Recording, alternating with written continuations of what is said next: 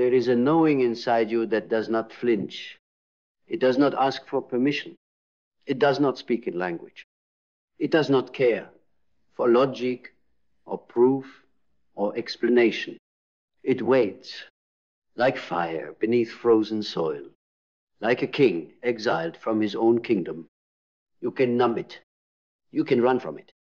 You can drown it in convenience, distraction, or performance, but it does not die. Because the soul remembers everything the mind has tried to forget. Every time you betrayed your truth for belonging. Every time you silenced your instincts to be polite. Every time you played small to feel safe. Every time you lied to others, but mostly to yourself. You think time buries it, but time only hides it until silence awakens it again. And then it screams not in words, but in ache. That subtle ache you feel when your life looks fine, but something inside whispers, no, this isn't it. That ache that hits you at midnight when there's no one to perform for. That ache when the applause fades and you're left with the echo of your own avoidance. You can lie to your mind, but your soul? Never. The soul knows. It knows what you were before they named you. It knows what you lost pretending to be someone else. It knows the exact moment you abandoned yourself for their approval. It knows the price, the cost, the fracture in your being where truth once lived. And the tragedy is, the mind thinks it's protecting you. It rationalizes your silence. It intellectualizes your disconnection. It wraps your trauma in productivity or pain in politeness and calls it normal. But wholeness was never meant to feel like suppression. And one day, something will crack. Maybe a relationship, maybe a career, maybe the illusion you built too perfectly.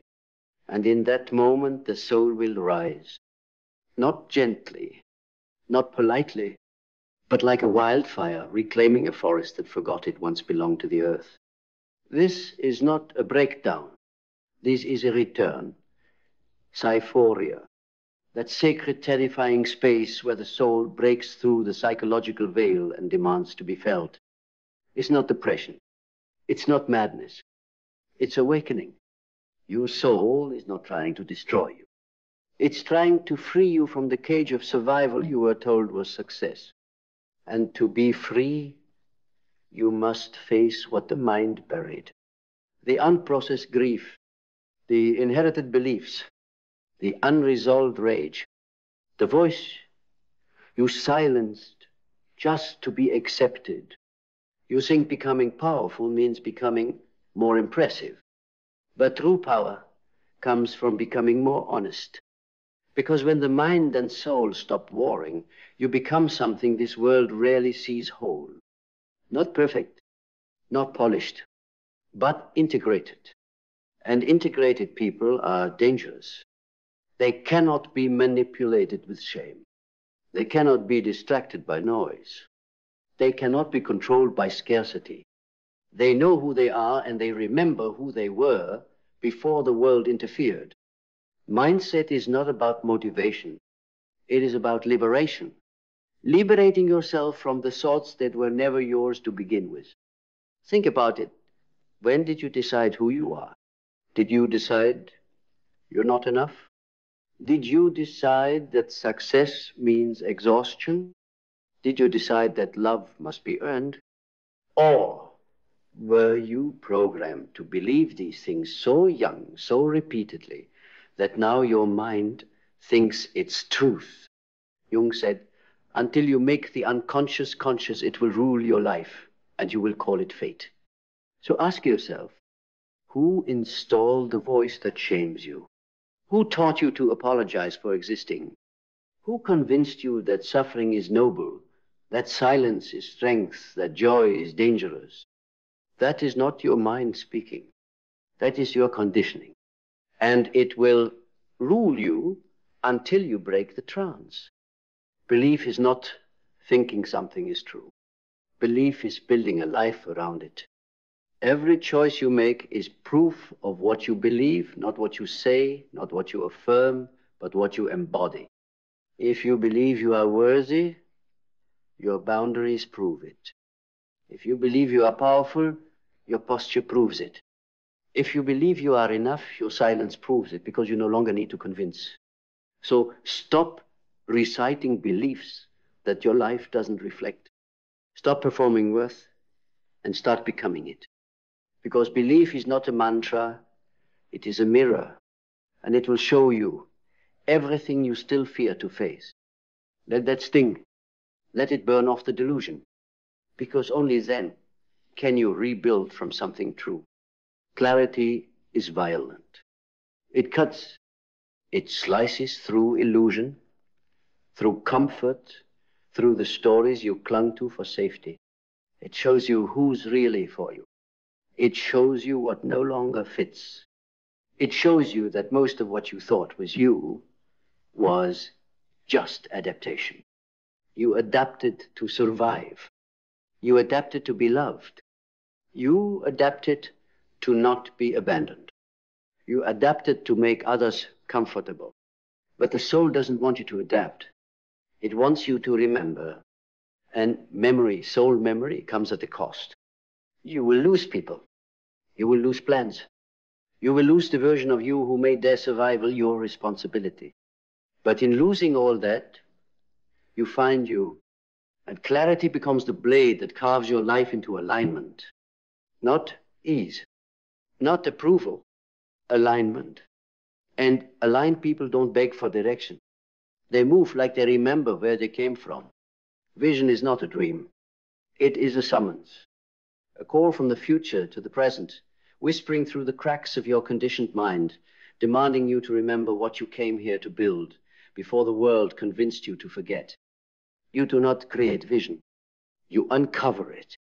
It was always there, buried beneath shoulds and somedays, beneath family expectations and cultural roles, beneath survival patterns and inherited fears. Vision isn't safe. It's not supposed to be. Because vision doesn't come to reinforce the life you're living. It comes to rearrange it entirely. It disrupts. It demands. It dismantles comfort and exposes the lie that says, just stay where it's warm. But you weren't born for warmth. You were born to set fires to light up the spaces in this world that have gone dim with resignation. Vision is the soul's architecture. And once you see it, really see it, you can never unsee it again. The job you hate becomes unbearable. The mask you wear starts to suffocate. The silence you keep turns into a scream. And that scream becomes the signal. It is not a breakdown. It is initiation. Discipline is not restriction. It is devotion. Devotion to the future version of you that already exists. The one who walks with clarity, with strength, with sovereignty. The one who no longer reacts, but creates. Every act of discipline is a vote cast in their direction. Not because you're forcing yourself, but because you are returning to yourself.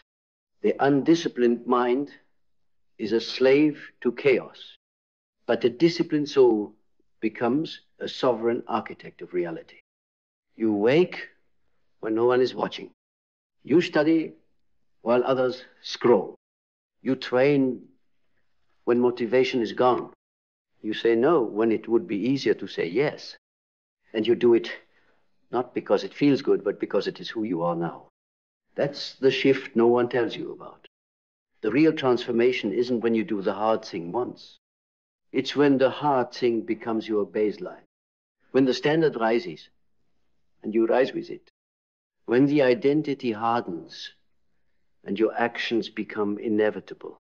Not forced, natural. Because once the soul leads, discipline is no longer a punishment, it's a privilege. And then comes action. Action is the altar where all your inner work is tested. You can have the vision, you can write the plan, you can heal the wound, meditate for hours, and align your chakras to perfection. But if you do not move, you do not become. You become through momentum, through motion, through decision after decision that aligns with your truth not your trauma. This is the line where the soul graduates from theory into embodiment. You leave the cave. You stop rehearsing your potential. You stop waiting for signs from the sky that's already placed a fire in your bones. You stop begging the world to understand you before you move. You move, even when they mock you, even when they ghost you, even when fear crawls up your throat and tries to speak for you. You move because you've already decided who you are. And action becomes the evidence. You don't say, I am ready. You say, I am real. The soul doesn't speak in future tense. It doesn't hope. It doesn't negotiate. It doesn't wait for alignment. It is alignment.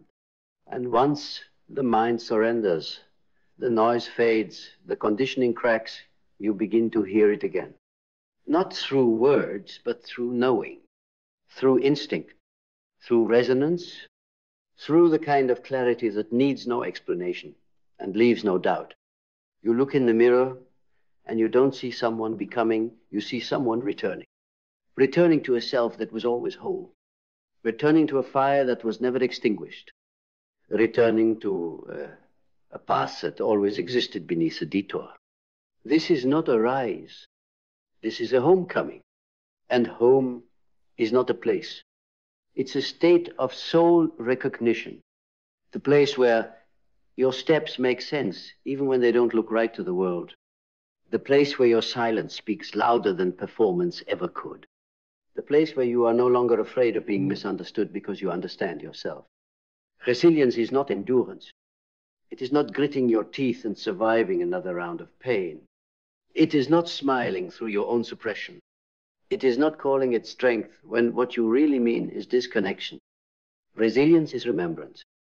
It is remembering who you are when everything else has been stripped away. It is holding your center in a world that profits from your chaos. It is speaking softly, not because you're weak, but because your silence shakes the walls. Resilience is built in the ruins. It is forged in the moments when everything collapses and something deeper refuses to die. It's not about bouncing back. It's about rising differently. You don't go back to who you were. You don't rebuild the same shell. You walk forward fractured but whole, because the soul doesn't restore you by making you what you were. It restores you by revealing what was always there beneath the illusion. And sometimes that revelation feels like fire. The loss, the rejection, the stillness, the betrayal. They all come not to punish you, but to burn off what can't go with you. You must integrate what tried to destroy you. This is not about forgetting. This is not about forgiving too quickly or bypassing the depths of what you felt. This is about taking your power back from the pain that shaped you. The abandonment, let it teach you presence. The rejection, let it teach you self-recognition. The silence from others, let it teach you to hear your own voice again. Integration doesn't mean everything is okay. It means you are okay, even when everything else isn't. Because now the wound is not your identity. It is your origin story, and the story has changed. You are not the victim. You are not the fixer. You are not the one who stays silent just to keep peace. You are the one who remembers what the mind tried to bury and still chooses to rise with an open heart and unshakable spine. That is integration. That is power. So now we reach the edge, the place where you either return to the old you, the predictable you, the performative you, the palatable you, or you leap. You leap into the vast unknown of your own becoming. You leap into the version of yourself that no longer needs to be small, to be safe. You leap into the mystery of a life built from soul, not from survival. You will not be applauded at first. You will not be understood by many. You will lose followers, friends, maybe even family who only knew how to love your mask. Let them go. Because when you leap, the only thing waiting to catch you is truth. And truth doesn't cushion the fall, it transforms the landing. You will not land where you used to stand. You will not speak how you used to speak. You will not move how you used to move.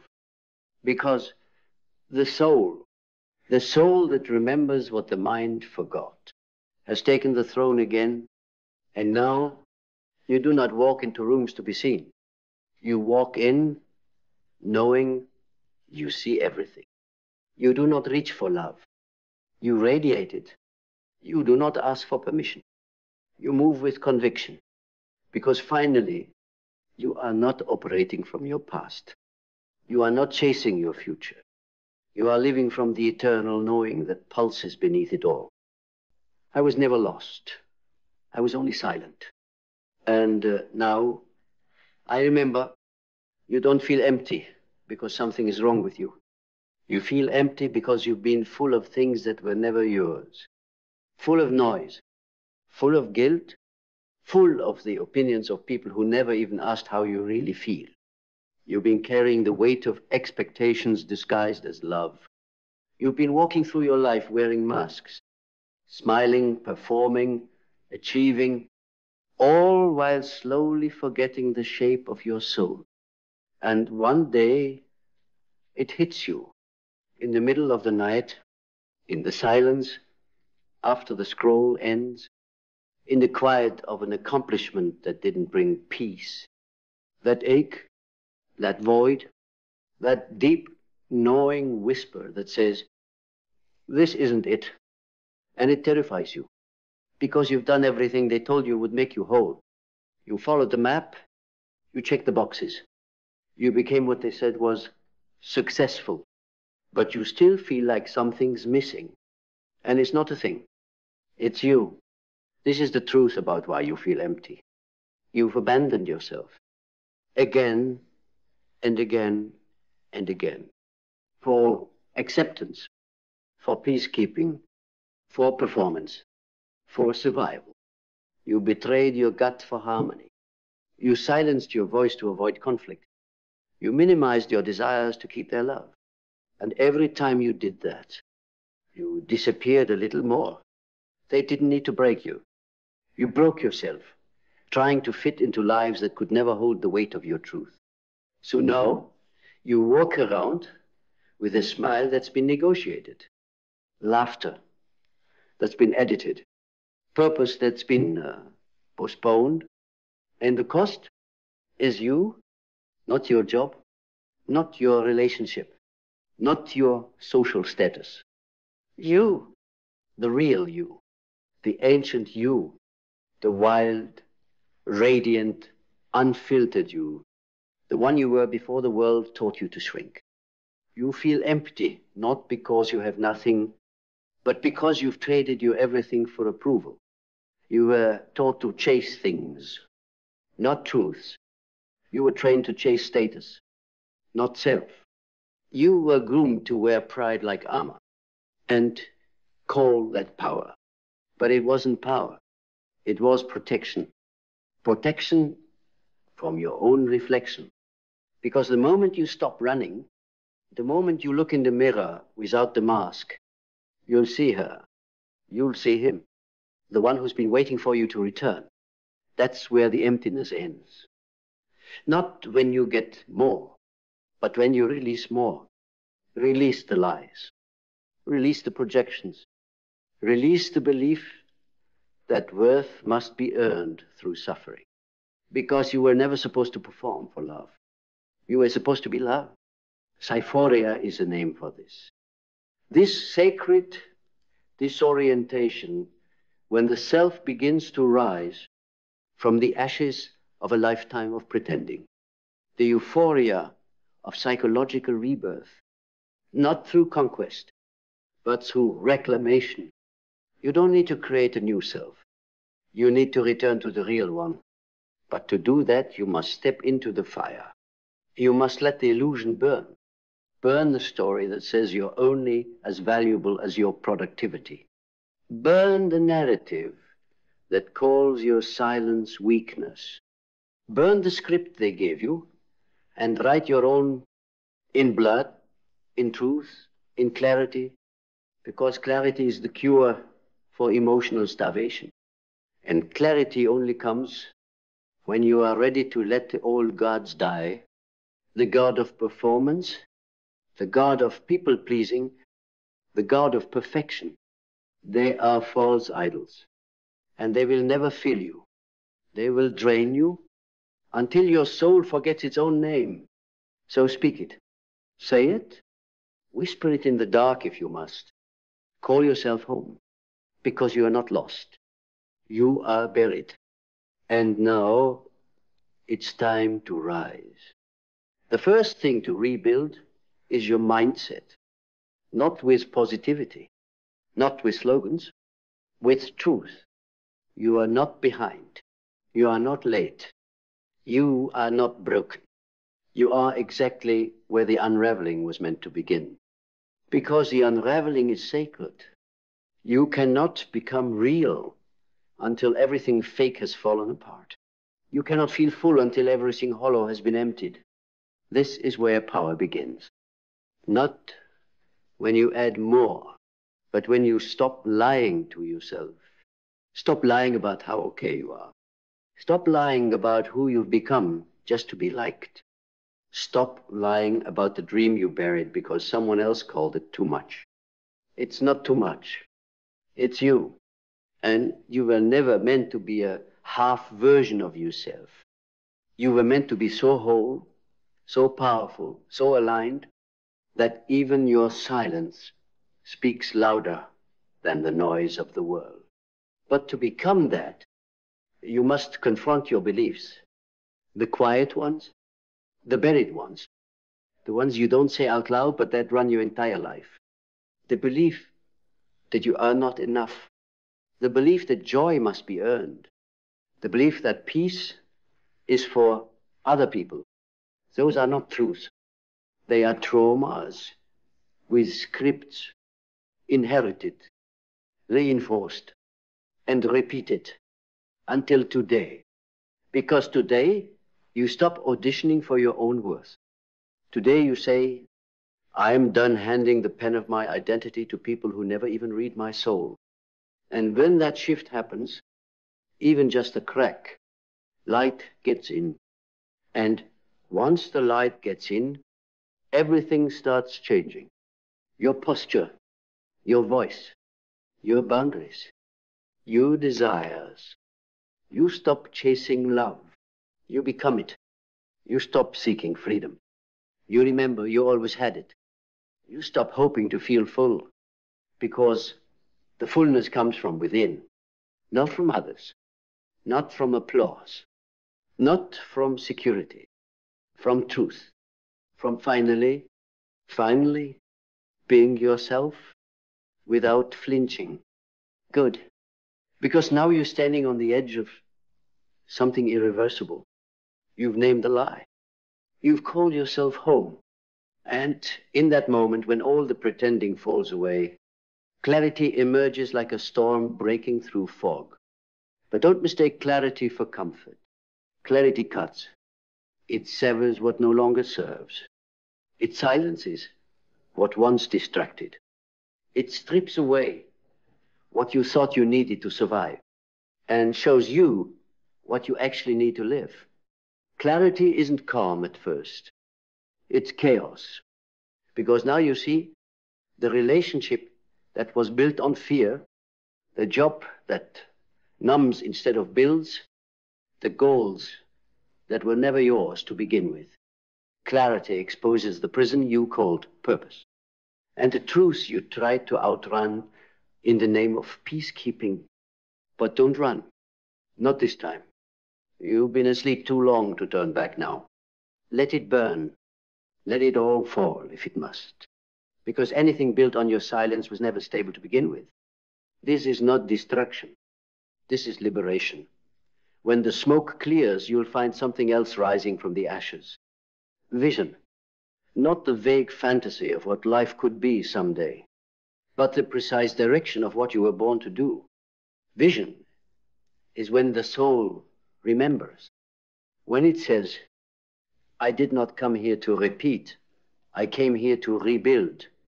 You've tried living like them. You've tried playing it safe. You've tried becoming digestible, accessible, easy to understand, but now you know. That version of you will always feel empty because it's not you. So you begin to shape something else, a life where your soul breathes, a path where your feet don't drag, they march. This vision, it won't come from books or gurus. It will rise in stillness. It will arrive like a memory that never left. It will whisper, remember me.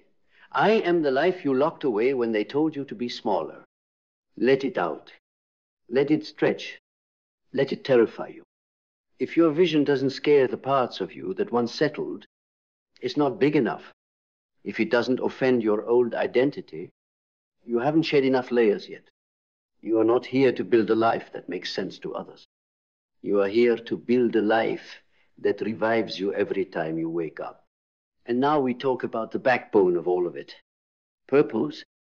You don't find purpose. You don't stumble into it. You remember it. You remember what made your eyes light up before the world dimmed them. You remember what made time disappear before money and validation entered the equation. You remember the feeling of movement without needing recognition. That's purpose. It doesn't always make sense. It doesn't always pay well at first. It doesn't always fit the script they handed you. But it calls you from the depths, from the silence, from the part of your soul that refuses to die quietly. And the moment you say yes to it, not just with your words, but with your life, you become unstoppable, because purpose makes pain tolerable. Purpose gives a storm meaning. Purpose turns wounds into wisdom and suffering into strategy. You're not empty. You're not broken. You're misaligned. And the moment you step back into alignment, the void starts to close. Not because it's gone, but because you're finally home in yourself again. But knowing your purpose is not enough. You must protect it with discipline. Discipline is not punishment. Discipline is devotion. It is your sacred yes to the future. You say you want, and your ruthless no to anything that insults it. It's the actions no one sees. The choices that don't get applause. The boundaries you enforce in silence. The temptations you walk away from, not because you're weak, but because you're too powerful to be distracted now. Discipline is a decision that says, this life is mine, and I will not abandon myself again. So you rise early, you create, you move, you learn. You say no without guilt. You rest with intention. You speak only when it's necessary. You act not because it's convenient, but because it's necessary. Discipline doesn't care about your mood. Discipline doesn't ask for motivation. Discipline demands integrity. And when your actions are aligned with your vision, you stop living from reaction. You start leading from identity. You become the kind of person your past self prayed to become, and your future self thanks you for becoming. And life will respond. Not always with ease, but always with truth. It will test your new alignment. It will shake the ground beneath your feet. It will send storms to see if you still flinch. And this is where the next gift awakens. Adaptability. Because you will not always get to choose your conditions, but you will always get to choose your response. The strong don't resist the wave. They become the water. They bend. They pivot. They endure. They don't need the world to be calm because they've made peace within themselves. You want to stop feeling empty? Stop needing life to be perfect and start becoming the kind of person who thrives regardless. Let go of the plan, but never let go of the path. Let go of how it should have been, but never let go of who you're becoming. Because you weren't made to be linear. You were made to evolve And your evolution will confuse those who never dared begin their own. Good. Because now you are walking through fire, not to be destroyed, but to be revealed. This is where the old self begs to be remembered. This is where the patterns plead to be repeated. This is where the mind starts whispering. Go back. It was easier there. But you know too much now. You've tasted truth. You've glimpsed your power. And once you do, you can't unsee it. This is where resilience is born. Not the fake kind. Not hustle disguised as healing. Not stay strong while you're quietly shattering. Resilience is not rigidity, it's elasticity. It's bending without breaking. It's hurting without surrendering. It's crying in silence and rising in clarity. Resilience doesn't say, I'm fine. It says, I'm becoming. You become by breaking cycles. You become by staying present in your suffering, not bypassing it with toxic positivity. You become by learning to sit with discomfort, not as punishment, but as the birthplace of power. Because everything you want lives on the other side of what you're afraid to feel. This is emotional truth. This is emotional wisdom. The things they never taught you to trust. They told you your emotions were liabilities. They called your intuition too sensitive. They branded your depth as too much. But they were wrong. Your emotions are not weaknesses. They are signals, messengers, sacred data points from your inner self. To build a life that feeds your soul, you must stop silencing the parts of you that were never meant to be muted. Your anger is a boundary you haven't spoken. Your sadness is truth begging to be honored. Your anxiety is your body screaming in the presence of a life that isn't aligned. You don't fix emotions. You listen to them. You decode them. You transmute them. Because a strong mind doesn't suppress its heart. It follows it. A powerful life isn't void of emotion. It's driven by emotion, but not ruled by it. You feel everything, but you don't become anything that betrays your truth. And when you've walked through emotion and returned with your integrity intact, when you've stayed soft in a world that hardened you, and stayed deep in a world that celebrates shallow, you return home to something ancient. You return to soul reintegration, the remembering, the weaving back together of every piece of yourself you disowned to be love. The loud one, the quiet one, the fearful one, the bold one, the one who loved too much, the one who never felt enough. You call them all back. You sit them at your table, and you say, no more exile, no more shame, no more cutting parts of myself to be more acceptable. I choose to be whole, messy, glorious, unapologetically whole. And in that moment, something happens. The emptiness begins to close. Not because you fixed yourself, but because you finally accepted yourself. You stopped running. You stopped bargaining. You stopped proving. You reclaimed. And when you reclaim, you no longer chase love. You become love. You no longer chase power. You become power. You no longer chase peace. You realize it was always within. This is the moment. This is the truth. You never lacked anything. You were never broken. You were simply living a life too small for your soul. And now you're done. Done living on autopilot. Done swallowing your words. Done betraying yourself to belong. Done carrying what was never yours. You no longer abandon yourself to be chosen. You choose yourself fully, fiercely, finally. And everything that isn't real begins to fall away. The noise, the roles, the cages, the stories. And what's left? Not the mask, not the performance, but you, unfiltered, undeniable, unmistakably you. And in that you, that radiant, rooted, real you, there is no emptiness.